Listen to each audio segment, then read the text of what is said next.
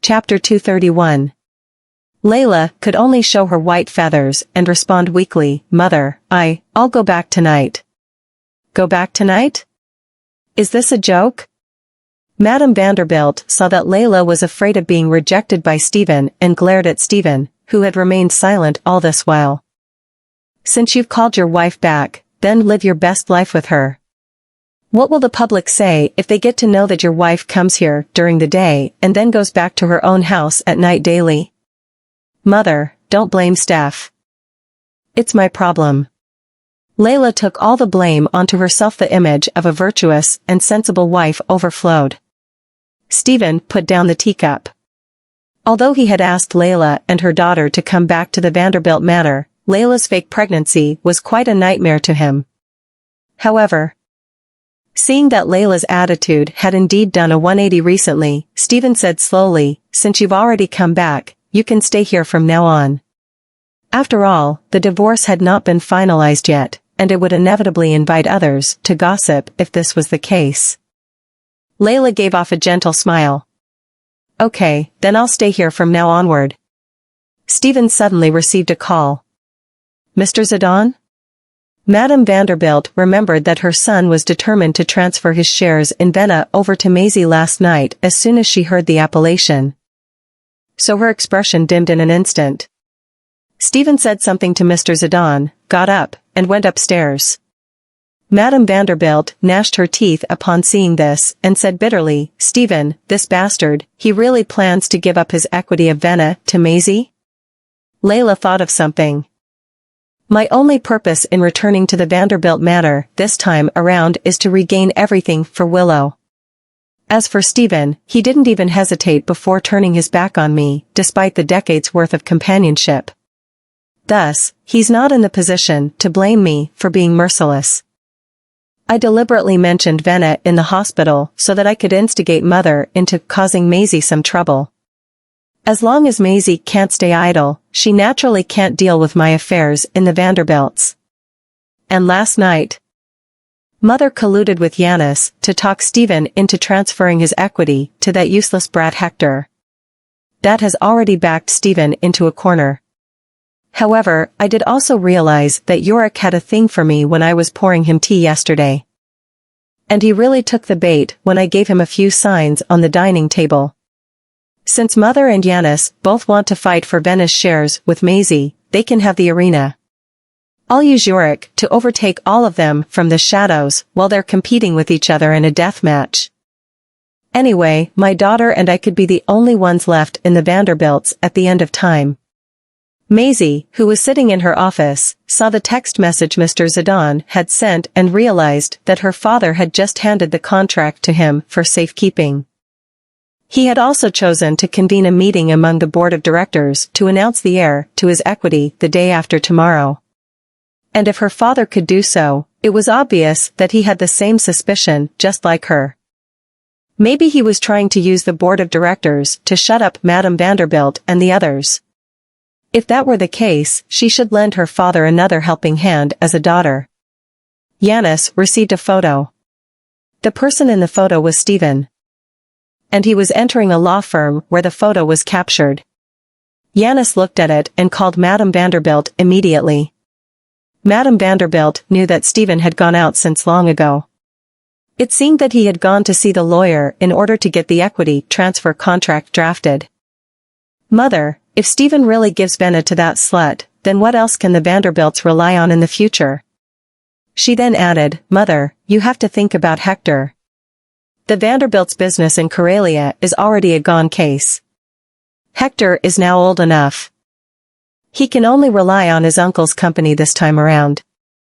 The Vanderbilts will be left with a greater capital only if Hector takes over Venna." Chapter 232. Madame Vanderbilt listened to Yanis' words. She had always loved her only grandson the most, but her son would only hand Venna to Maisie now, so how could she not be anxious? She snorted. "Since we can't change his mind, we'll snatch it from under the table." Madame Vanderbilt went to the law firm and requested the transfer contract as Stephen's mother the next day. Mr. Zidane gave her the contract draft without any hesitation. Mr. Zidane then called Maisie after Madame Vanderbilt left. Ms. Vanderbilt. A woman who claimed that she's Mr. Vanderbilt's mother came over and asked for the contract. I've given it to her, Mr. Zidane reported. Maisie had already told him the other day that he should just hand over the final draft of the contract if someone were to ask him for the contract after all. Any ineffective contract would only come out to be a stack of trash even if it were to fall into the wrong hands. The real contract could only be retrieved by authorized personnel. Maisie smirked and thanked him. Thank you for your hard work. Do bring your best acting skills along on the day after tomorrow. I'm relying on you to give everyone the best live show of their lives. After ending the call, Maisie's eyes could not help but turn gloomy. I'll make sure that Dad sees all the true colors of his so-called family thoroughly this time around 2 days later, at Vena Jewelry. The Vanderbilts also summoned Yanis' family to the meeting room. Some of the top management were present in the meeting room as Stephen planned to announce the heir to his shares of Vena Jewelry. No objection came from the top management when Stephen announced that his equity in Vena Jewelry would be inherited by his daughter, Maisie Vanderbilt. Madame Vanderbilt, who was sitting in as one of the guests of honor, snorted and objected, I beg to differ.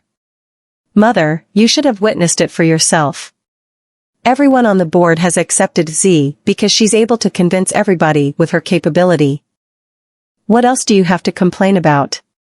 Stephen had chosen to hold this meeting because he hoped that his mother, elder brother, and sister-in-law would give up from now on. Madame Vanderbilt slammed the table, stood up, and exclaimed, Vena belongs to the Vanderbilts.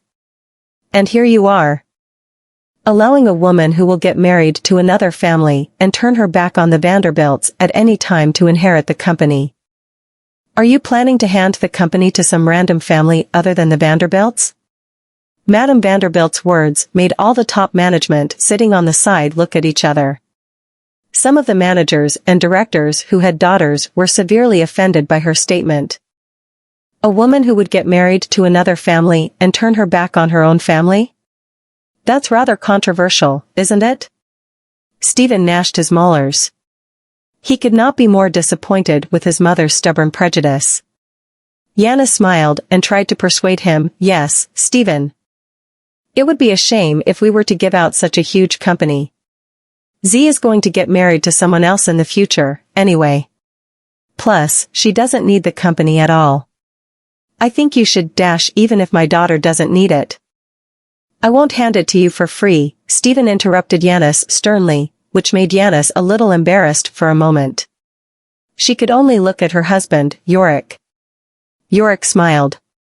Steph, Yane isn't always the most sensible person in the room. So don't take her words to heart. When Yanis saw that her husband was not partial to herself and said that she was not a sensible person, her expression turned gloomy out of wrath. Compared to Madame Vanderbilt and Yanis' anxiousness, Yorick looked very calm. It's not their fault that they only look this far into the future. It's just that I can look beyond that. Z has gotten together with Mr. Goldman, so it won't do me any good if I offend my brother now. Mother and Yanis' stubbornness is nothing more than a great example of women's short-sightedness and narrow-mindedness. All Madame Vanderbilt wanted was to get equity for her grandson, and she could not care less about the means that she had to use in order to achieve that. At this time, a person who claimed to be a lawyer walked into the room. After seeing the lawyer, Madame Vanderbilt said proudly to Stephen, Stephen, don't blame me. Everything I do it for the Vanderbilts. Chapter 233. What? What is this? Stephen did not expect his mother had hired a lawyer as well. Hi there, Mr. Vanderbilt. I'm Madame Vanderbilt's lawyer, Mr. Hector. Madame Vanderbilt had entrusted me to come over with Vena's equity transfer contract. Please do take a look at this. Stephen was stunned and his expression could not help but dim when he saw that the official heir mentioned in the share transfer contract changed. It was Hector now. Anyone who knew a thing or two about any share transfer contract would have recognized that the contract was a fake at first glance, so how could Stephen not be able to do so? Son, you should have seen it. Hector's name is clearly mentioned on this equity transfer contract. So, why would Venna have anything to do with Maisie? Madame Vanderbilt snorted disdainfully. Had it not been for her eldest daughter-in-law, Yanis, who had reminded her about such a method, Maisie would have taken advantage of this loophole to obtain Venna's shares. Anyway, this contract was given out by her son, and she had only hired someone else to make some minor tweaks to its content. Stephen burst into laughter due to the accumulated wrath. He was furious that his mother had turned to such a method in order to stop him. What he found funny was that she had used such cheap, unjustifiable, and extremely naive means. The door to the meeting room was pushed open again, accompanied by Mr. Zidane. Maisie walked into the room in a black dress. She wore a gothic snake ring bracelet that was designed by herself.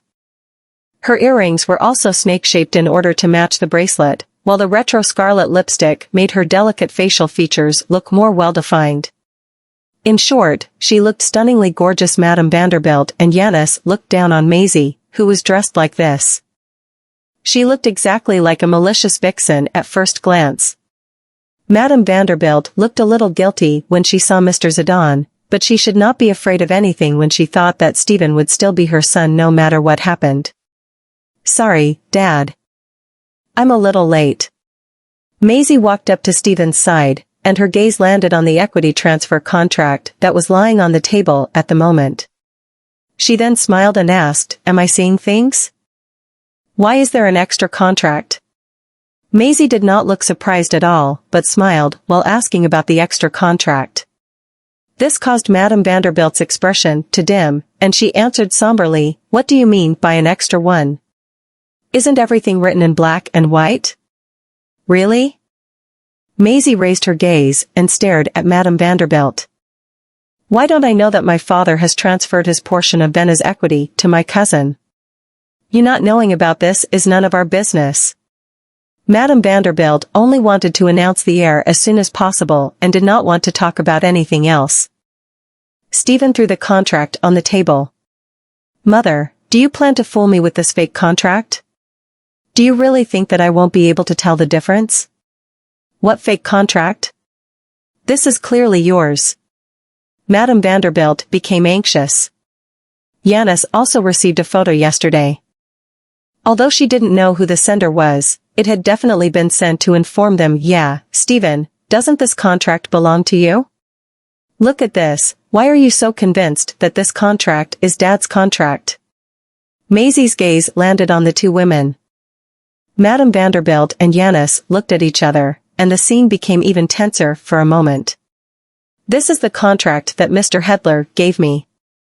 Would a lawyer lie to me?" Madame Vanderbilt regained some confidence again. But who could have foreseen this? Mr. Hector had disappeared from the crowd. Maisie sneered, "Where's Mr. Hector? Grandma, you didn't get deceived, right? The people that I hired haven't let me down." Madame Vanderbilt was completely taken aback at this time. Mr. Zidane took a contract out of his briefcase and handed it to Stephen. Stephen took the contract and skimmed through its content before placing it in front of everyone. "This is the one that I've drafted." Chapter 234. How is this possible? "I clearly saw you yesterday." Yanis stood up and choked on her own words when she was about to disclose something. Madame Vanderbilt pointed at Mr. Zidane. "You're the one who handed me the contract the other day." Mr. Zidane smiled. "Madame Vanderbilt, I haven't met you before this." "You? How dare you claim that you haven't met me before? You're the one who gave me the contract when I went to your office the other day. I can totally remember your face." Madame Vanderbilt panicked and revealed the matter by herself. "That's enough." Stephen reprimanded her angrily. "Mother, I'm disappointed with you. Since you don't treat me like a son, there's no need to treat you as my mother anymore. You should just go back to your home in Karelia." Madame Vanderbilt's face looked as pale as death. And her hand was trembling when she pointed at Stephen. "I get it now, all of you are in collusion. I'll leave." Yanis, naturally, could not stay here any longer after Madame Vanderbilt had left. On the contrary, Yorick got up without a hassle and slowly caught up to the both of them as if he had nothing to do with this mess. The farce ended hastily as all the people involved had left at this moment. Maisie sent me Zidane to the front door of the office building, and Mr. Zidane sighed. I genuinely didn't expect Madame Vanderbilt to turn to this method. He had been under the impression he would just give out a fake contract. However, he did not expect she would use the fake contract to falsify another contract to seize the shares. Maisie gave off a faint smile.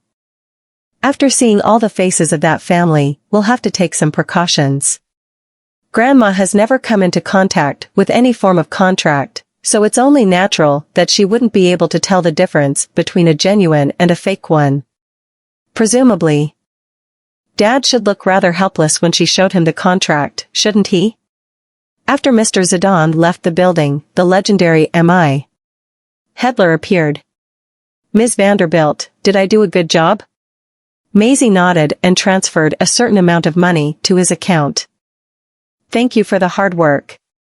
You're very welcome. It's my honor to be able to provide you with my service. The man smiled, nodded, and bowed. He was happy to be able to earn some quick and easy money. After the man left, Maisie walked to the car and left. And Willow, who was hiding in the shadows, filmed this scene. She initially had wanted to come and watch the others put on a show. But she did not expect that she would run into such a scene after missing the climax of the day.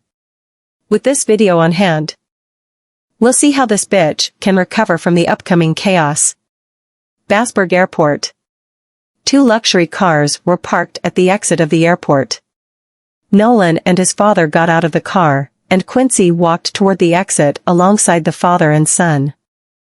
A white-haired old man who was standing just outside the airport exit was wearing a pink vest and looked very fashionable. Because of his long-term fitness training, even though he was already more than 70 years old, he still looked healthy and was not exuding any sign of old age. The old man took off his sunglasses, revealing a pair of keen amber eyes. His somewhat mixed-race appearance made the old man look younger than other elderly people of the same age group. Father, it's been a long time. Mr. Goldmans Sr. stepped forward and hugged him. Titus was also very happy. His gaze then landed on Nolan and stared at him. You rascal, I heard that you have a son now? You now have 2 great-grandsons and 1 great-granddaughter, replied Mr. Goldmans Sr. Titus lived abroad all year round and spoke in an unusually casual manner. Oh. That's great. Look at this son that you've given birth to. He excels in hitting the jackpot even when compared to you when you were in your prime. Mr. Goldmans Sr. just smiled. Uncle Goldman. Nolan. A young woman was coming toward them with her luggage, while a strong man followed her around. Quincy smiled and walked forward when he saw that man. Hans, you really did come back? Chapter 235. Hans replied, yeah, Rowena and I came back with the elder master, this time around. While the 2 brothers were catching up with each other, the woman had already come up to Nolan with a smile. Nolan, you still haven't changed a bit after so many years. Huh? Nolan only responded indifferently. Seeing that his attitude toward her was still as cold as it was from years ago, Rowena did not feel a thing. After all, Nolan had not changed in her opinion. He still treats everyone so coldly. The detachment, the rationale, the coldness, and the decisiveness are exactly why he's so charming. Indeed, he hasn't changed. It's just that he's the father of 3 little babies now. Titus sighed. This kid was only 15 or 16 years old when I left home to go abroad. A hint of gloom flashed across Rowena's eyes. But it quickly disappeared. It's only been a few years, and Nolan already has kids. Humph, it really was Maisie. That slut. Madame Vanderbilt saw the picture Willow had sent, and her expression dimmed as expected. I knew it. Why would anyone send photos to Yanis all of a sudden? It was obviously a trap that the slut had set up for us. She was only waiting for us to take the bait. Yanis, who was sitting on the couch, was furious about multiple matters. In addition to her daughter's incident, she had been played twice in a row. So how could she let this slide? Mother, that whore is simply a scourge. Not only have we not obtained any benefit out of this, but we also watched as Benna got handed to her without any hindrance. So why not? Why not what? Madame Vanderbilt interrupted and asked hurriedly. Why don't we expose the matter so that everyone in Basberg knows that Maisie is a woman who's not filial and doesn't respect the elders in her family? This should stigmatize and cripple her reputation. I refuse to believe that we can't get back at that bitch. In the evening, at the Goldman mansion, Maisie put on a custom-made one-piece evening dress and walked out of the dressing room. The graceful and luxurious dress made her look extremely elegant and intellectual as she exuded the demeanor of a sophisticated and educated young lady. Do I really need to dress like this just for a meal? Maisie glanced at Nolan suspiciously. She realized that Nolan seemed to like to see her dress up very much. Nolan's lips twitched slightly. We're going to have dinner with my grandfather this time around. Your grandfather? Maisie was startled. Nolan walked up to her, lifted his arm to embrace her, and smiled. Yes, it's a family banquet, anyway. Can I not go? Maisie looked away, wondering why she had always been a little resistant whenever there was a family banquet. As if he was aware of her concerns, Nolan picked her up abruptly. Maisie wrapped her arms around his neck subconsciously, but he then put her down on the bed. Nolan kissed her slender neck and lowered his voice. Don't worry. Although my grandfather has a bad temper, he's just an all-talk kind man. Nolan, didn't you say that we're going to eat? Maisie's cheeks flushed. Be nice. Maisie was rendered speechless. Maisie wrapped her arm around Nolan's and appeared outside VIP room 01 in the Grand Courtyard Hotel's restaurant. She fiddled with her hair and had no idea whether her makeup was a mess.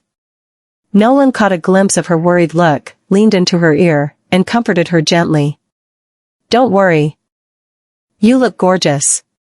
My wife is already a breathtakingly prepossessing woman. She doesn't have to dress up deliberately to achieve that. Of course, I'm making her look even more out of this world in order to make other men shy away from her out of the lack of confidence. If a man wants his woman to be inseparable from himself, he should always give her all the love that she deserves. He should always do his best to spoil her and develop her temper so that other men will stay away from her out of fear. In that way, said man will eventually become the only man that will marry her, won't he? Chapter 236. Maisie gave him a sideways glance. She had always felt that he was very gentle. The waiter opened the door, and a few people were sitting on a round table that could fit 15 people in the large and luxurious golden private room. The three Rugrats were sitting next to Mr. Goldman Sr., and the gray-haired man who was sitting on the main seat surprised Maisie. Is he Nolan's grandfather? But why does he have a slight mixed-race appearance? While Mr. Goldman Sr. and Nolan don't share the same features? At that moment, she also noticed that a pretty woman was also sitting at the table. Mommy, Daddy, sit here. Daisy waved her small hand at them. Nolan wrapped his arm around Maisie's waist, walked her to the two empty seats, and sat down. Mr. Goldman Sr. said to Titus with a grin, Father. This is the kid's biological mother, Maisie Vanderbilt. Maisie turned to the old man and nodded politely. It's nice to finally meet you, Mr. Goldman. The old man waved his hand and responded with an indifferent attitude, this is just a family dinner. There's no need for all those formalities. After Maisie sat down, she lifted her head and coincidentally exchanged gaze with the woman sitting opposite of her. The coldness glimmering at the bottom of the woman's eyes formed a sharp contrast when placed right above the bright smile that she was giving off. She then saw the woman shift her gaze onto Nolan. Nolan, I didn't expect you to have gotten married. They're not married yet, Mr. Goldman S.I. replied after being reminded by Rowena. He then turned and asked Nolan and Maisie, by the way, Z, when are you two planning to get married? Yeah, Daddy, when will you marry Mommy? Colton looked at Nolan with his round and moist eyes. Nolan took a glance at Maisie and smiled. I'll marry your mommy as soon as she wants to marry me. Maisie pinched Nolan intensely with her hand that was placed under the table. Nolan frowned and grasped her restless hand in an instant. This woman actually becomes so hostile as soon as the word marriage is being mentioned. She has slept with me and has even given birth to 3 children for me. How can there be any reason for her not to marry me? Rowena looked a little surprised when she noticed Nolan's ever-changing expression as he stared at Maisie. Nolan has never done so for any woman, Titus interrupted the atmosphere at that moment. All right, I'm so hungry that I could eat a horse now. Get the waiters to serve us food already. The 3 Rugrats were not very familiar with their great-grandfather. So they preferred to stay closer to their grandfather, probably because Titus looked a little stern too. During the meal, Rowena's gaze kept on going back to the woman sitting opposite her from time to time. What do you do, Ms. Vanderbilt? Maisie met her gaze and smiled. I'm a jewelry designer. Our mommy is the world-renowned jewelry designer, Zora. Daisy, who Mr. Goldman Sr. was feeding, grinned from ear to ear. She also stared at Rowena for a longer period as if she was showing off as she spoke. This woman keeps on peeking at mommy's man. Which means that she's a very dangerous woman. Rowena was stunned, and she seemed to be aware of the cautiousness that was flashing on the little girl's face. Did this girl just swear sovereignty on behalf of her mother? Z, this is Rowena Summers. She's known Nolan and the 3 Lawson siblings ever since they were little kids, but she then went abroad to experience life with Nolan's grandfather. These juniors often played together when they were young. Probably because he was afraid that Maisie would overthink. Mr. Goldman Sr. gave her a very appropriate introduction. He was very satisfied with Rowena too. If Maisie had not given birth to 3 kids with his son, he would probably have considered Rowena first if he were to have a say when it came to selecting his daughter-in-law. However, after getting to know Maisie a little better, he realized that Maisie was a more suitable daughter-in-law candidate when compared to Rowena. After all, Maisie was the only person who could keep his son under control. Chapter 237. Maisie smiled but did not utter a single word. Titus put down the wine glass, and the expression on his face became a little sterner as he started questioning. Can this young lady who looks so timid and bashful be able to assume the position as the future mistress of the Goldmans? The old man's remarks made the atmosphere a little tense and nervous. In his eyes, the future mistress of the Goldmans must not be such a delicate young woman. She must be able to accomplish huge achievements and also be able to awe others. But when he noticed the tenderness and weakness of the lady sitting in front of him, it was in his nature to question her. Rowena retracted her gaze as a faint trace of amusement flashed across her expression. She knew the old man's standards for his granddaughter-in-law. She had to be at least able to help out the Goldmans, and she had to be familiar with everything that was related to the Goldmans. After all, the Goldmans run more than just an ordinary business empire. When an incapable woman is hosting the Goldmans banquet and can't call the shots or arrange the deployments, how can she be the matriarch of the Goldmans? Maisie's eyelashes twitched as if she wanted to say something. But Nolan tightened his grip that was over her hand and gave her a comforting gaze. Grandfather, unfortunately, the standards that you stand by when it comes to choosing your granddaughter-in-law don't suit me too well. I never cared about all those criteria when I was eyeing my woman. Nolan looked solemn. Rowena stared fixedly at Nolan. Is he serious about that? Mr. Goldman Sr. chuckled. Father, Nolan has his own thoughts and vision, not to mention Z isn't as bad as you think she is. In my opinion, that's what you father and son think. I only want to know just how much she knows about the Goldmans. After all, You should know what it means and takes to become the future mistress of the Goldmans. The hostess of the Goldmans banquet isn't a title that any average Jane can assume. If she doesn't have the ability to protect herself when problems and issues emerge in the future, she might even become a burden to my grandson. Mr. Goldman Sr. opened his mouth but did not say a thing. He indeed had not told Maisie about the other side of the Goldmans, but he also did not know whether Nolan had told her anything about that. Maisie could understand what the old man seemed to be suggesting. Thinking of what Nolan had told her before this, she more or less realized that the Goldmans seemed to be more than just a business empire. In my opinion, she's not as suitable as Rowena. Rowena has been by my side all this while, so I know exactly how good she is. Everyone in the family would surely be convinced if she were to become the mistress of the family. Rowena gave off a gentle smile when Titus mentioned her and said modestly, "Grandpa, don't make fun of me. I'm just telling the truth." The old man did not care much about what the others were thinking. He thought about long-term matters, which was not something that just a great relationship could solve. Nolan's eyes squinted slightly. He pressed his lips against each other tightly to form an indifferent line and then opened them slowly. "My wife doesn't need to deal with those things, and I don't intend to take over the mess that you leave behind." "Brat. Is this how you talk to your grandfather?" He actually claimed that he doesn't plan to take over the Goldmans banquet. Nolan's expression looked cold.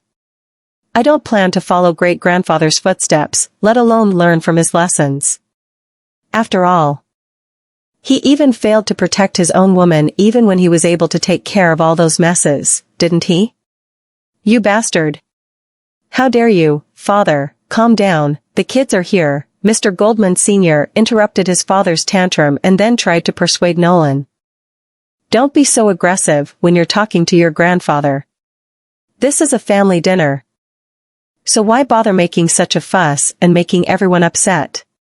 The old man glared at Mr. Goldman Sr. "I haven't admitted that we're a family yet." It was obvious that he had not recognized Maisie as his granddaughter-in-law. Chapter 238. "If you don't recognize Z, then I can only leave this place with her." Nolan met the sullen gaze of the old man. "Are you threatening me?" Titus was furious. This brat has only given birth to 3 little humans, and he's already so full of himself. Rowena glanced at Nolan nervously. "Nolan, stop provoking your grandfather." Nolan ignored her and responded, "Yes, I just threatened you." "Okay, get out of my sight. Why should I care about how you feel when I'm eating dinner?" Titus slammed his cutlery on the dining table heavily, and his domineering aura surged abruptly. The atmosphere became a little rigid. All of a sudden Nolan was holding Maisie's hand and was about to stand up, but Maisie pulled him back onto his seat and looked directly at Titus. "Sir, you shouldn't just judge the book from its cover. You don't even know me, so isn't it a little too early for you to be making conclusions about me?" The old man, who thought he would scare the young woman into taking a few steps backward, was a little surprised by what came out of her mouth out of the blue. However, "Humph. You're quite a confident woman, aren't you? But all talk won't get you anywhere when I'm around." "Then what do you have in mind?" Maisie asked calmly. Titus chuckled.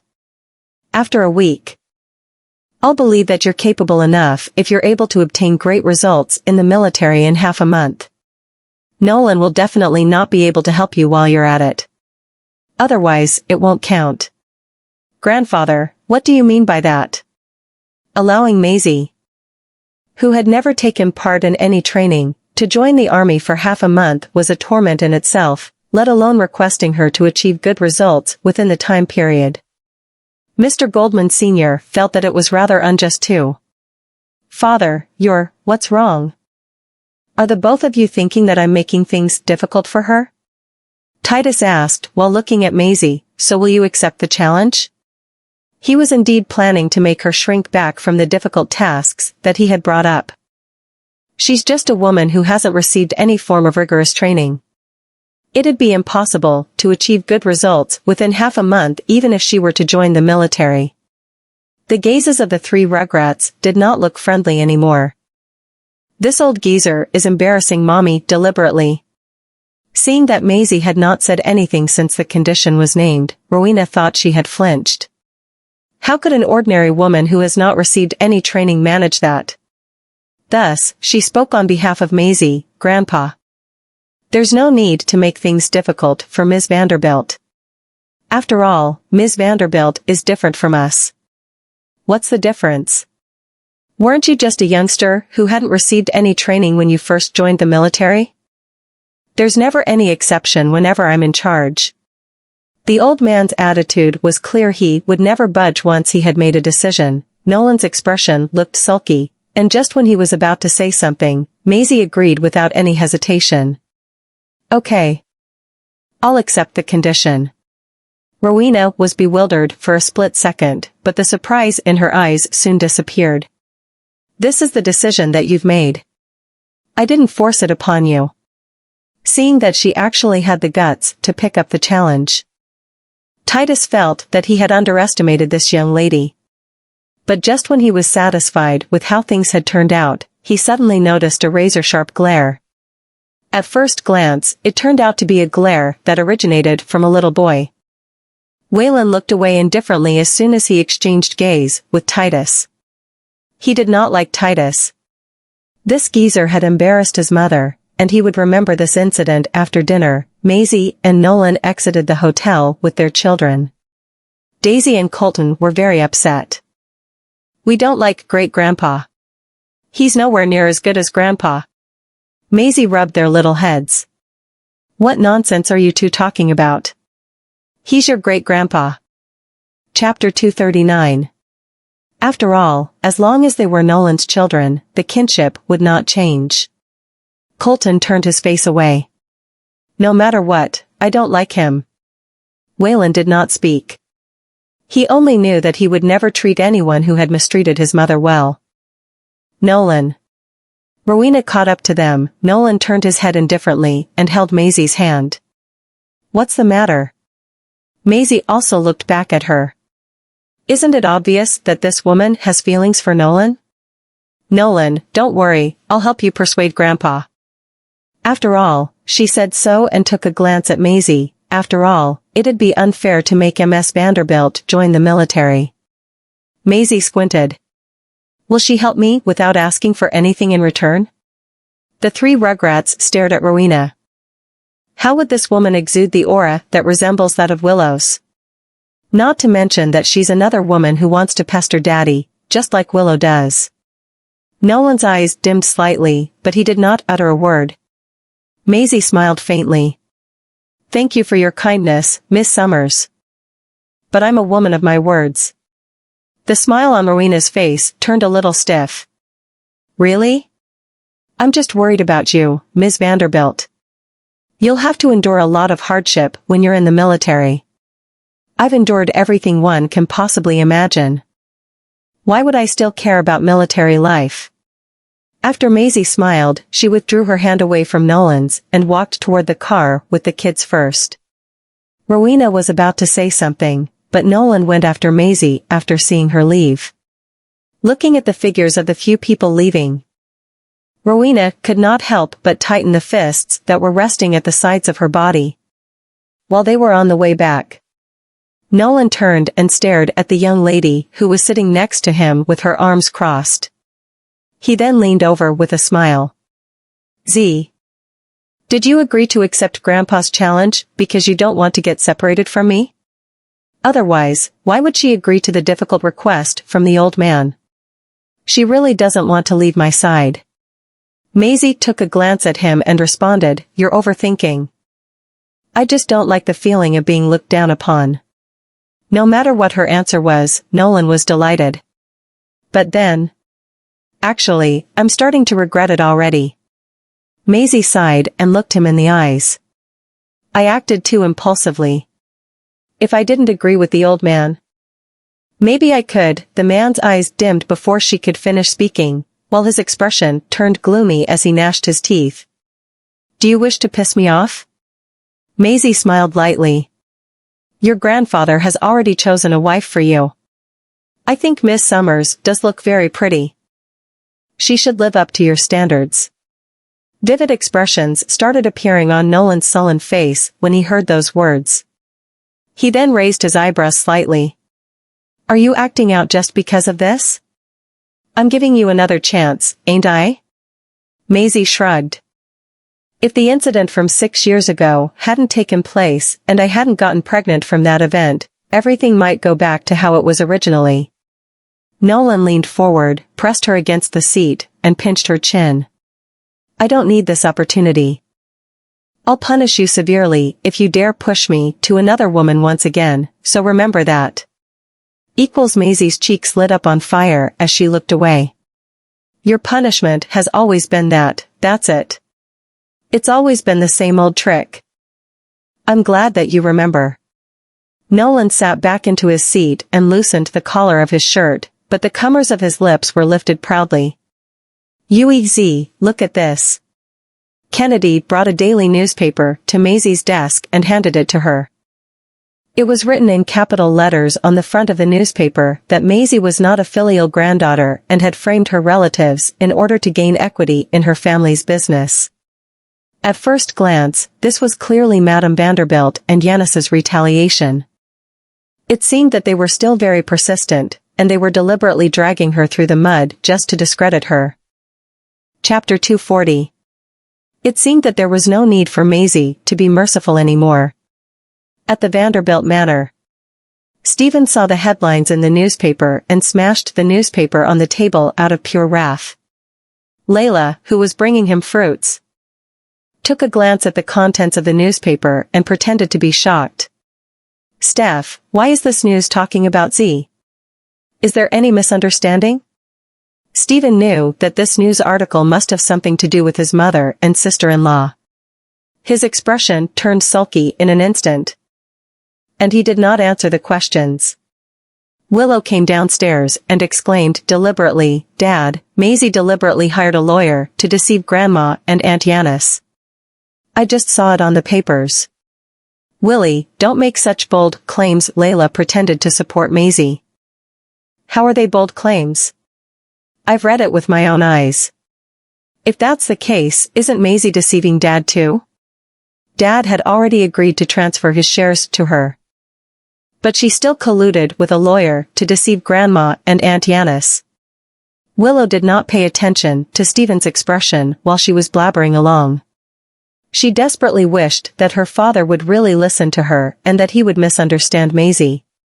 However, just when Layla was about to remind her anxiously, Stephen slammed the table, and the atmosphere in the manor froze in an instant. You're in no position to comment on what your sister has done. Dad. But I'm your daughter too. Do you still know about the fact that you're my daughter? Stephen's face was sullen as he snorted. I had been fooled by you once, and you want to make a fool out of me for a second time? Willow bit her lip as she felt aggrieved. When Layla saw Stephen yelling at her daughter for Maisie, it was conceivable that Layla and Willow's status in his heart was already inferior to that of Maisie. Seeing that Stephen went upstairs with a gloomy expression, Layla could not help but clench her hands. He's the one who treated us mother and daughter like crap first. In the evening, Yanis and Madame Vanderbilt were waiting for the emergence of any tiny movement on the internet in the hotel. The news has been exposed for one whole day. So why aren't the netizens attacking Maisie on her social media accounts? At that moment, Yanis received a call from Linda. Linda told Yanis something over the phone call.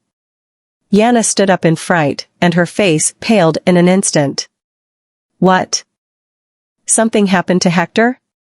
Madame Vanderbilt almost lost it when she heard that. Hector was her only grandchild that could ensure the continuity of the Vanderbilt's family tree.